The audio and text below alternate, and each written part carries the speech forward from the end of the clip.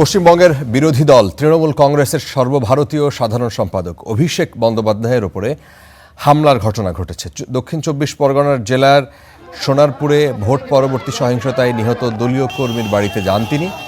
এ সময় তাকে লক্ষ্য করে একের পর এক ডিম, জুতো ছোড়ার পাশাপাশি এলোপাথাড়ি ঘুষি এবং লাথি মারা হয়। আমরা ভয় পাওয়ার লোক নই।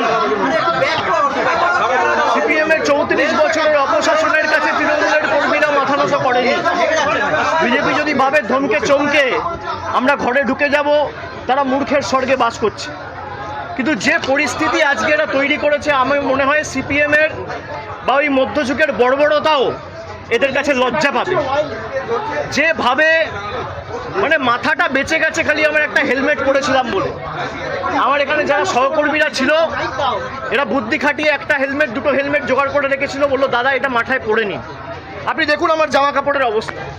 ১৫ বছর চশমা ভেঙে দিয়েছে, ঘড়ি টড়ি প্রায় একদম ছিঁড়ে, বেল টেল সব ছিঁড়ে দিয়েছে।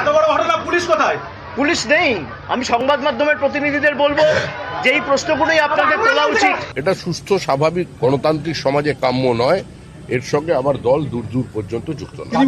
যে তৃণমূল কংগ্রেসের এই বিধায়ক আর মন্ত্রীগুলো অক্ষত আছে না, এটাই হচ্ছে বিজেপির কারণে আছে। আমাদের জায়গায় অন্য কেউ থাকলে, যদি তৃণমূল থাকতো, আজকের ক্ষমতায় আসতো, আজকে এখানে আমি দাঁড়িয়ে থাকতাম না, আমার ৫০০ কর্মী খুন হয়ে যেত।